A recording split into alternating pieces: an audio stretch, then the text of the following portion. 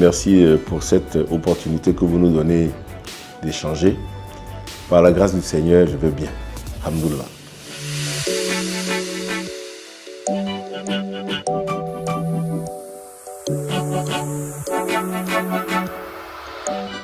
Déjà, il faut que nous rendions grâce à Dieu pour cette victoire que nous avons obtenue le 11 février 2024. Donc, on rend d'abord grâce à Dieu pour cette belle victoire que nous avons obtenue.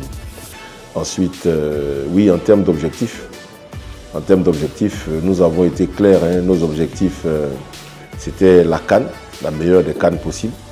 Et puis, le deuxième objectif, c'est la qualification pour la Coupe du Monde. La qualification pour la Coupe du Monde, ce qui est vraiment notre prochain objectif. Et nous allons nous concentrer dessus, au plan sportif en tout cas, pour que nous puissions garder la tête de notre poule et finir donc premier et nous qualifier pour la Coupe du Monde.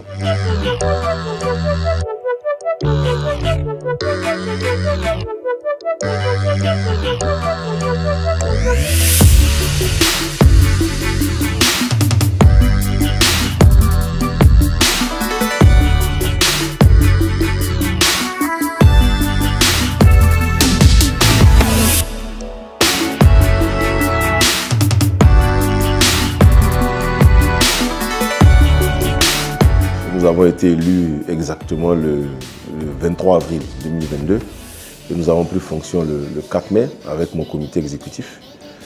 Aujourd'hui, nous sommes bientôt à 3 ans de mandat. Alors, comme je dis souvent, le bilan, bon, je pense que ce n'est pas à moi de le faire, c'est à ceux qui m'ont élu et à ceux qui nous regardent de faire le bilan. Nous avions en gros 13 engagements, nous avons respecté 12 sur les 13. Le seul engagement qu'on n'a pas respecté, c'était l'objectif d'aller aux Jeux Olympiques, qui était un objectif sportif que nous n'avons pas pu réaliser. Mais que ce soit nos engagements sur les subventions, on les a respectés. On les a fait passer 100 millions Ligue 1, 50 millions Ligue 2 et 30 millions D3. Que ce soit nos engagements sur le SMIC des joueurs, on l'a respecté. Aujourd'hui, les joueurs ont un SMIC dans les différentes compétitions. Que ce soit nos engagements sur, je dirais, la structuration des clubs. Aujourd'hui, il y a des obligations. Chaque club a au moins un secrétaire, a au moins un responsable financier. Donc là aussi, les choses ont bien avancé. Que ce soit nos engagements sur l'arbitrage. On a respecté notre engagement pour la professionnalisation de l'arbitrage. Donc, c'est le cas actuellement. On est en train de se préparer à lancer la VAR d'ici quelques temps aussi.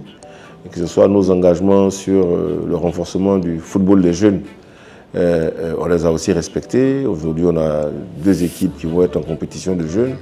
Donc la CAN U17, on aura une équipe qui va participer. La CAN U20, une équipe qui va participer. Depuis bientôt 2 ans, nos jeunes participent régulièrement au tournoi de Montaigu et de Toulon, avec des résultats assez intéressants. Que ce soit le renforcement du football féminin, là aussi, on a respecté nos engagements, puisqu'on a des équipes de jeunes de football féminin maintenant. On a un championnat de Ligue 1, de Ligue 2 de football féminin, où on a recruté un entraîneur de très très haut niveau pour le football féminin, afin de nous permettre aussi en équipe A d'être dans les meilleures conditions possibles. Que ce soit la Ligue 1, on a renforcé nos activités dans la Ligue 1, les compétitions se déroulent régulièrement. Et on a dit qu'on allait aller sur les stades de l'intérieur, on est reparti sur les stades de l'intérieur du pays.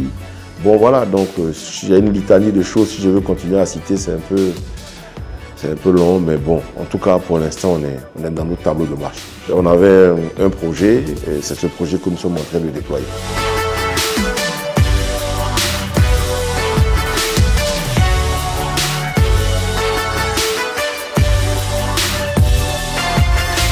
Écoutez, vous savez, quand vous venez vous présenter à une direction, vous vous présentez avec un projet et un programme.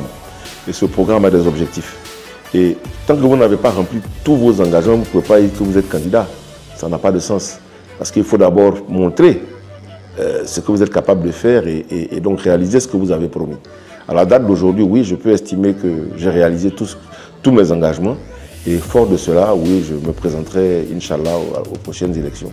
Si Dieu me donne la santé, la vie et les moyens de le faire.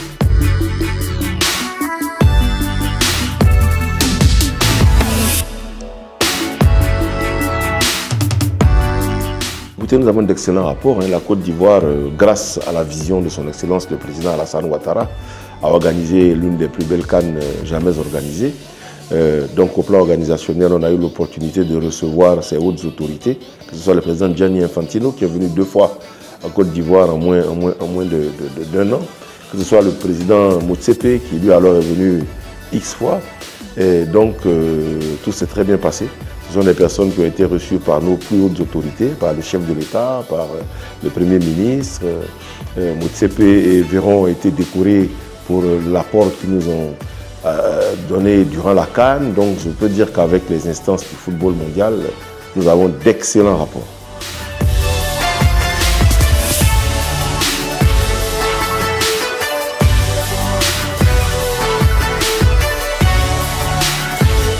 Nous sommes une nation majeure.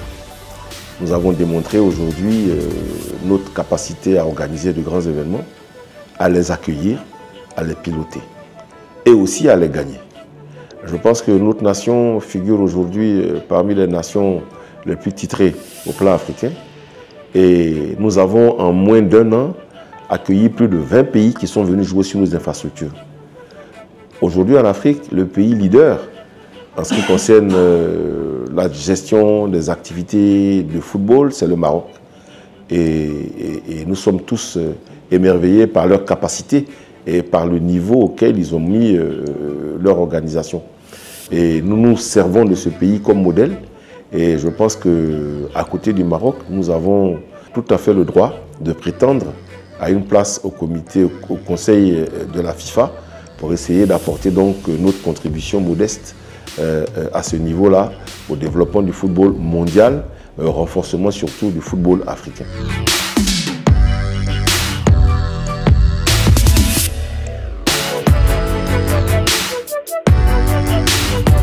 Je pense que le football africain aujourd'hui est à un niveau relativement important, mais nous pouvons encore améliorer et gagner en performance, en compétitivité, en disponibilité, en visibilité.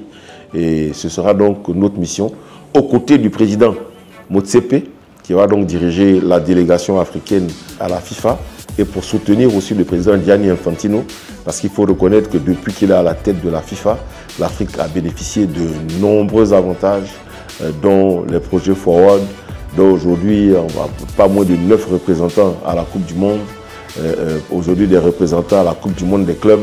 Et je pense qu'on est dans une très très belle dynamique et notre rôle sera d'appuyer le travail colossal abattu par le président Gianni Infantino à la tête de la FIFA.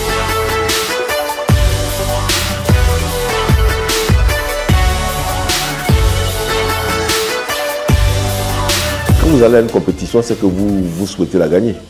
Après, tous ceux qui voient la compétition souhaitent aussi la gagner. Donc, je respecte tous mes adversaires et je comprends qu'ils aient les mêmes ambitions que nous. Mais nous ferons de notre mieux pour gagner, comme on l'a toujours fait, que ce soit pendant les élections à la Fédération ivoirienne de football, que ce soit pendant la préparation de la CAN. Nous avons travaillé avec abnégation, avec sérieux, avec rigueur, avec engagement et humilité pour nous donner toutes les chances de réussir. Après, au-dessus de nous, il y a Dieu, Inch'Allah, sa décision. Quand il la prendra, nous la respecterons.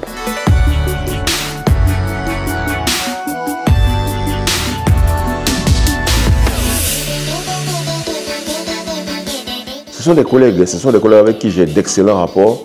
Donc, je respecte leur candidature, mais je ne la crains pas. Je respecte tout le monde, mais je ne crains personne. Seule personne que je crains, c'est Dieu.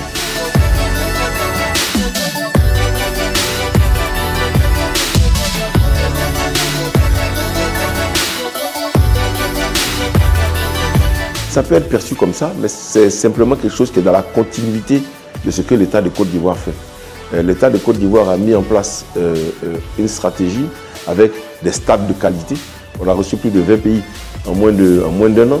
Donc ensuite, derrière ça, grâce à ces stades, on peut offrir des solutions en étant un hub régional, un hub local pour toutes les équipes qui viennent. Et donc moi, en ma qualité de président, je poursuis le travail de mon pays en recevant mes collègues à l'occasion de la pose de la première pierre du centre technique. Si cela est perçu comme un acte, je dirais, de campagne, c'est possible. Et je ne vais pas m'en priver, si ça me donne l'opportunité de faire campagne, bien au contraire, il ne faut pas qu'on soit hypocrite. Mais c'est simplement que notre pays maintenant veut et doit exister comme étant un leader dans le football africain, tant par les résultats que par l'organisation et que par la présence. C'est ce qu'on appelle le soft power, que beaucoup de pays ont compris dans le monde aujourd'hui. Des pays comme le Qatar, des pays comme l'Arabie Saoudite. Et le plus bel exemple encore, c'est le Maroc, qui est leader dans ce domaine-là.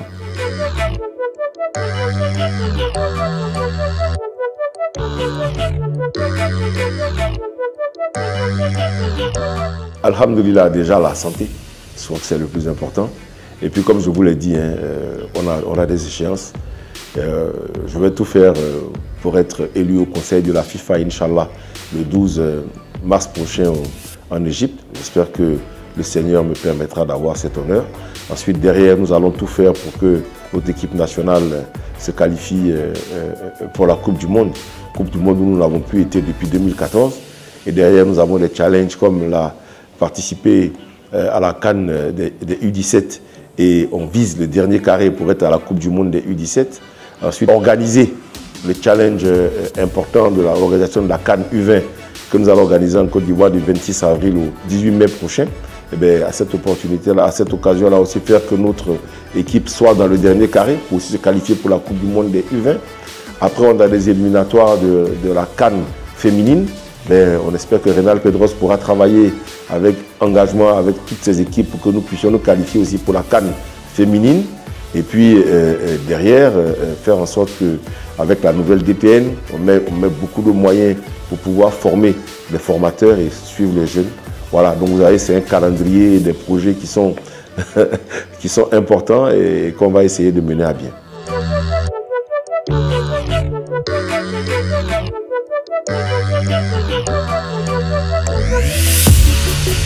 Mais effectivement, la RT est notre partenaire stratégique hein, depuis quelques temps et donc nous les remercions pour leur implication.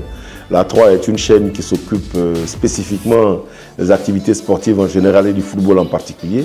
Je crois d'ailleurs que nous sommes la seule activité pour laquelle vous avez un débat quotidien, hein, que vous animez avec beaucoup de plaisir, n'est-ce pas? Donc, on souhaite pouvoir vous donner toujours de la matière pour que vous puissiez alimenter vos débats.